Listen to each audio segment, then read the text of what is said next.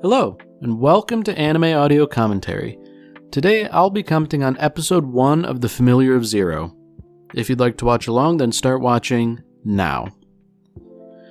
So, The Familiar of Zero occupies a complex place in my heart. You know, I watched it, and there are a whole bunch of things about it that I really enjoy, but I also remember there are a bunch of things I don't care for. So, for whatever reason, I was possessed with the idea of watching it again.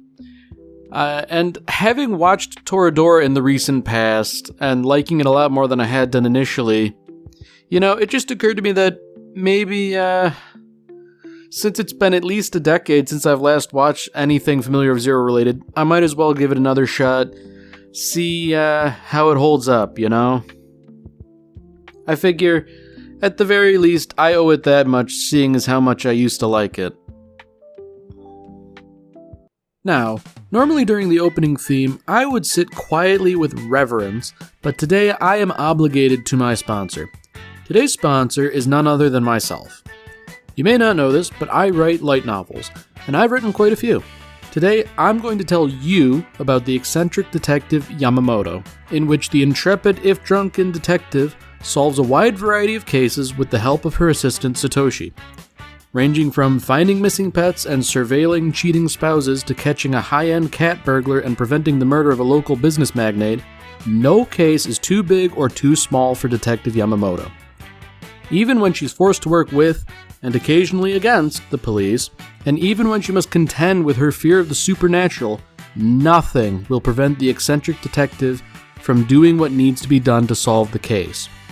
If this sounds like something you'd like to read, then by all means, consider purchasing books in the Eccentric Detective Yamamoto series by me, Frederick Fitzgerald, through Amazon. Thank you very much for your time, and enjoy the episode.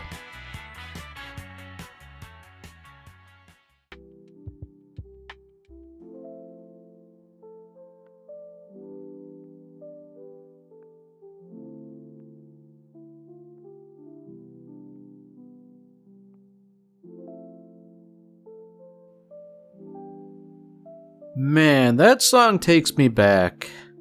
Now, to properly understand The Familiar of Zero, one of the things you kind of have to recognize is that this was like an isekai before like the big boom in isekais that personally I didn't really care for.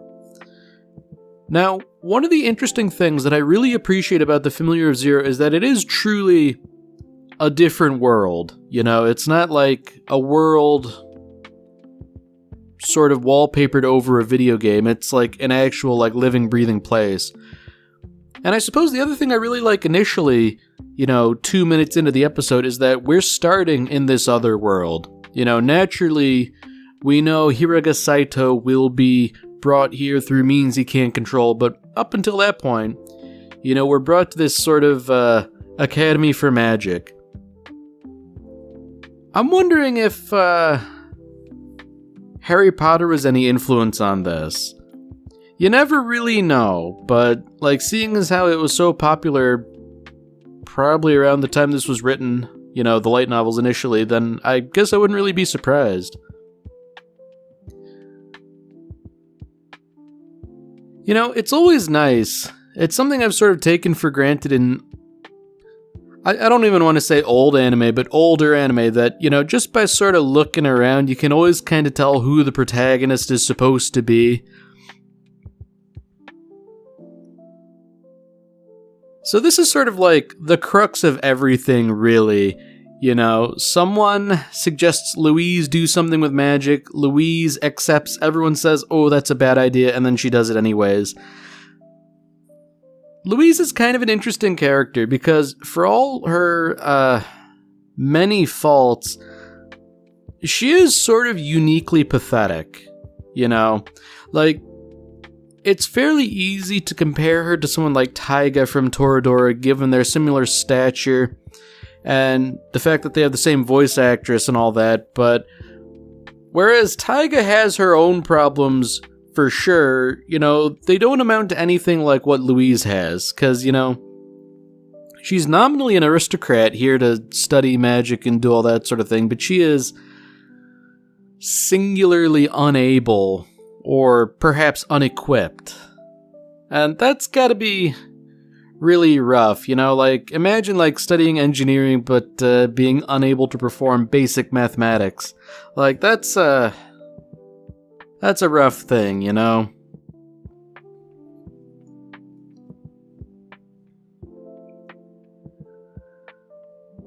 So here we go. We have the classic archetypical old guy. Even to the point where once he gets caught behaving poorly, he decides, oh, I'll just pretend I have dementia. That's something, like, it obviously isn't a good thing, but I don't know. I find I like it, even just for the scant comedic value it offers. Now, the good thing about Osmond here is that he's offering a fair bit of very important exposition in that the second-year students will be summoning their familiar spirits. Never mind what he does with his familiar, who happens to be a little mouse, but, given the title of the show is The Familiar of Zero, it's a rather important topic,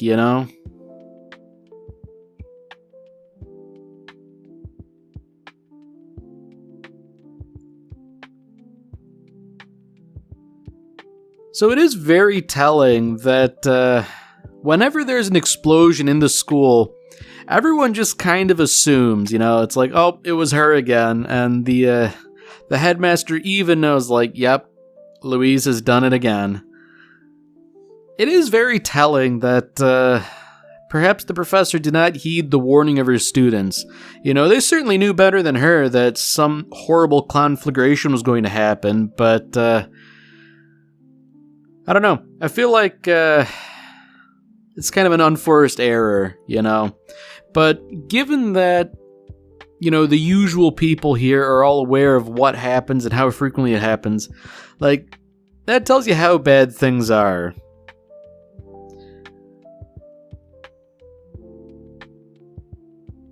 So, I guess if things weren't bad enough, Louise was probably talking to the powers that be, and, everyone is coming to tease her about it. Interestingly, Louise somehow managed to get off on a technicality. It was really the teacher's fault for even letting her perform magic in the first place. But,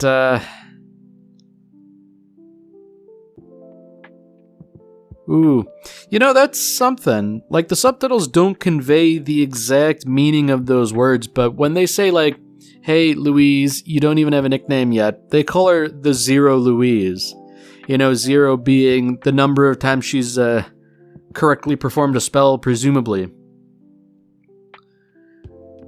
Now, given her reputation, Louise has decided to open her big mouth and say that not only will she summon a supreme familiar, it will be the best familiar summoned maybe ever. And when you get down to it, like, that's a pretty lofty thing to claim, especially given her track record, And it's one of those things where, like, you're really only tempting fate, Like, I guess it's a good thing to, not necessarily think highly of yourself, but sort of, like, assume you are going to do well, sort of manifest a positive outcome. But I feel like you also do need to be sensible, too. You can't aim for the stars and expect to hit them right away. Sometimes you just have to start small and go from there. Unfortunately for Louise, it seems as though she realizes the mistake she's made, and now she's just going to have to, well, suffer through the ceremony, I suppose. Now, the whole summoning thing is probably bad enough, because, if your familiar is basically glued to your hip and you carry it around with you everywhere you go, like, everyone's gonna know when she screws up, but to have to perform the ceremony in front of everyone, like, that's a bit grim, it's ripe for being picked on, I imagine. So, I imagine from purely rational perspective, Louise's best bet is probably to go somewhere in the middle of the pack, Let someone else go first and summon something. that way, like, the pressure's not on you to, like, really perform. But you also don't want to go last either, because I feel like that would be especially memorable if you do screw up. So, really, the best thing she can hope for is being quietly unremarkable.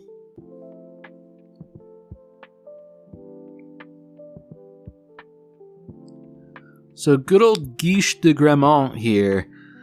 He's got a very high reputation of himself, or a high opinion of himself, rather. I seem to recall that he kind of didn't do too great here summoning a familiar. Maybe I'm wrong, but I don't know. Like, he's all about earth magic. That's like the big thing he really cares about.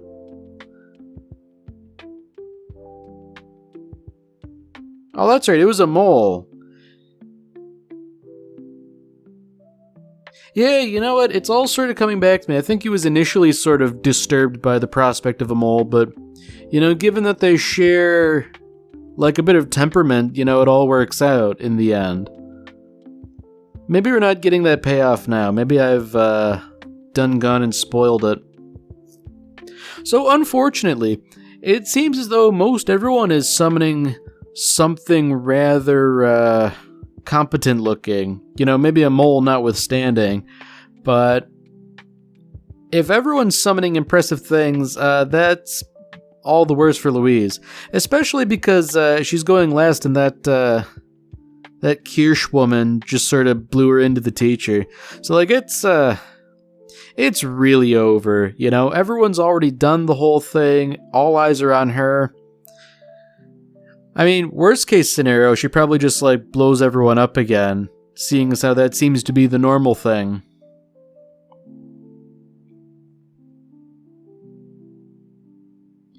Now that's interesting, she's, ad-libbing the incantation, I guess. I can't help but wonder if that affected the outcome, because she declared, oh, my familiar who's somewhere in the universe. I feel like if you really open the scope that widely, then something's gonna happen. Although I guess, perhaps as to be expected, Louise did in fact blow everyone up, but she also sort of succeeded, allegedly maybe. We didn't see this guy appear as the result of the spell, but I guess it's a reasonable assumption. So unfortunately for Louise, she has summoned what in her mind is a commoner. So that sort of gives a little bit more credence to the idea that this is a school of aristocrats, they're all calling Saito a commoner. Which, that's kind of a rough thing. Because, like, I don't reckon we learned too much about Saito's life back in Japan, in any, like, real details, but, I reckon being a commoner is probably a fair bit worse than what he had before,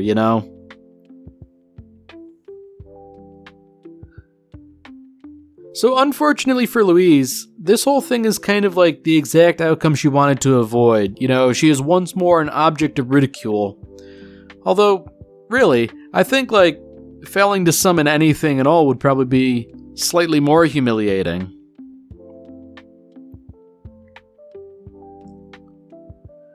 Ooh.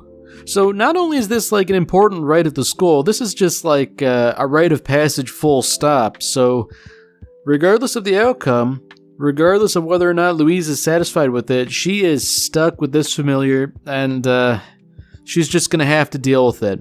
Which, from her perspective, it's not exactly great, because really it seems like everyone's gotten some variety of animal. I mean, we're told it's not great. I feel like having a human as a familiar would probably have some obvious utility that having, like, I don't know, a snake or something wouldn't. Because, like, at least, like, a human can do things, They can manipulate tools. They are reasonably intelligent in most cases. They can do things that, like, petty animals can't, even if the animals are themselves intelligent.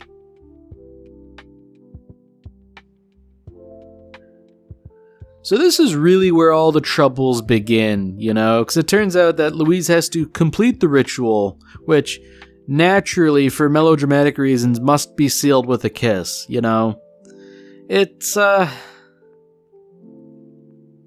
It's not really something that makes sense, the more you think about it, because otherwise people would have to be locking lips with all sorts of creatures, but it's something I'm prepared to accept at face value just because, given the romantic subplot or overarching plot of the Familiar of Zero, it's a contrivance I'm just willing to accept at face value. It adds a little bit of tension early on,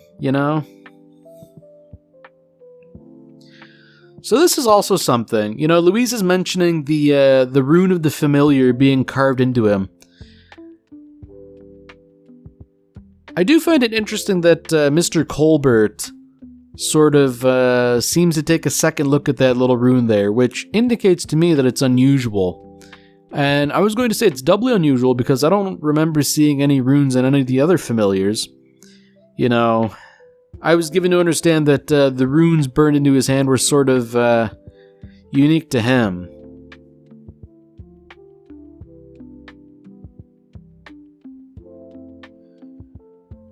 Now, I do like this bit here. The idea that there's still this vast language barrier between them, and that despite their inability to communicate with one another, despite both being, reasonably intelligent, Louise just doesn't care. That's sort of indicative of the aristocratic mindset. It's yeah, you can talk, but I don't speak your language, and I really don't care what you have to say. I mean, I guess she really only cares whether or not he can understand insofar as he doesn't seem to be following her orders. Now, unfortunately, rather than trying to communicate via writing, or via sign language, or via even charades or anything, Louise has just decided the best thing to do is to get him to just shut up by using a silencing spell. Now, naturally, given what we all know about Louise's magical capabilities, it ain't gonna work. However, I seem to recall it actually being rather interesting in a weird sort of way. We don't know exactly what changed here, whether Saito's speaking their language, or rather, he can just understand their language now, but, obviously the silencing spell didn't work, but I'm wondering, was it a side effect of the spell itself that caused this language barrier to be overcome, or was it, merely coming into contact of the magic of his master, I don't know. Food for thought, I suppose. It's, if I had to guess, probably another contrivance. It's how long can we get away with having a big language barrier? It's kind of inconvenient, so any excuse to get rid of it, might as well go with that. Now, despite being able to communicate, I do find it vaguely humorous that Louise just calls him Hiraga Saito. All one word. She doesn't understand that it's a surname and a first name. Now that's important right there, Mr. Colbert looking up those runes, and it seems as though the runes carved on Saito's hand are, somehow important, important enough to warrant alerting the headmaster to everything. What exactly it portends, we don't know, but it's gotta be very important for sure.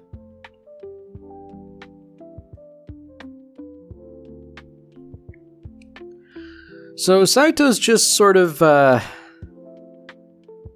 getting into the swing of things, I suppose. Only a little bit. Things are difficult. Oh, okay. Wow, I thought, maybe he runs away more than once, because I thought this was episode 3 territory. So, I guess rather than hearing any explanations from Louise, Saito has decided to,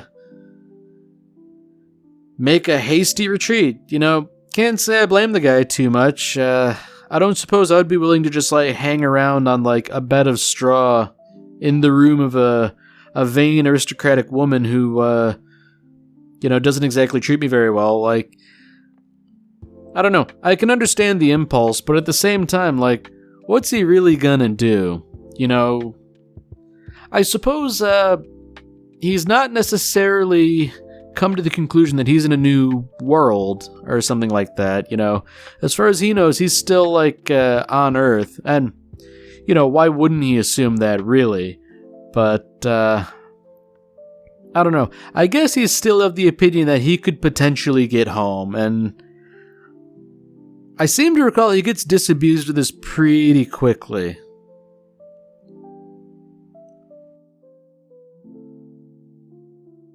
So, poor Louise, it seems as though the humiliation never really ends, because if the events of the day weren't bad enough, now she's chasing her errant familiar.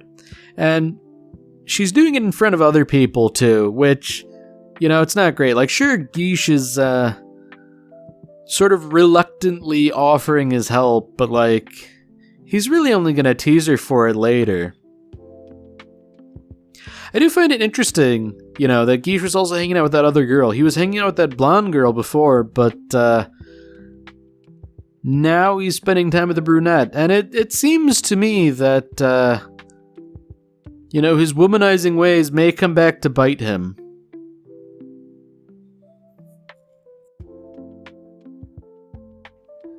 So that's something. You know, Louise is distinctly under the impression that Saito could get away for good. It seems to me that that's not necessarily true, you know, with the binding magic that sort of connects them. I feel like, you know, surely something else could be done, you know.